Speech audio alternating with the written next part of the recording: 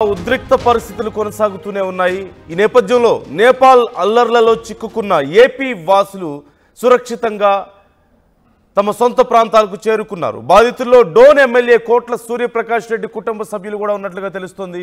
మానస్ సరోవరం యాత్రకు ఎమ్మెల్యే భార్య సుజాతమ్మ కూతురు నివేదిత వెళ్లారు। అయితే డోన్ నుంచి నేపాల్ టూర్కు వెళ్లిన 22 మంది యాత్రికులు అక్కడ చిక్కుకుపోయినట్లుగా తెలుస్తోంది।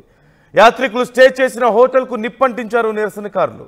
సుజాతమ్మకు సంబంధించిన 5 లక్షల విలువైన సామాగ్రి పూర్తిగా దగ్ధం అయిపోయినట్లుగా తెలుస్తోంది। అల్లరిమూక దాడి సమయంలో మానస్ సరోవరంలో యాత్రికులు ఉన్నారు। మంత్రి లోకేష్ చొరవతో ఎమ్మెల్యే కుటుంబీకులతో పాటుగా మరో 20 మందిని ప్రత్యేక బస్సుల్లో సురక్షితంగా డోన్కి అధికారులు తీసుకొస్తున్నట్లుగా తెలుస్తోంది। మనందరికీ తెలిసిందే, ఇప్పటికే 200 మందికి పైగా సుమారుగా 215 మందిని పూర్తిగా ఆంధ్రప్రదేశ్ వాసుల్ని తమ సొంత ప్రాంతాలకు చేరవేశారు।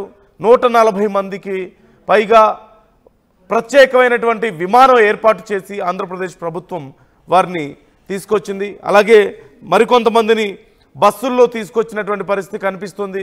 ఇప్పుడు ఎమ్మెల్యే ఫ్యామిలీ కూడా అక్కడ చిక్కుకోవడంతో వారిని సురక్షితంగా తీసుకొచ్చారు।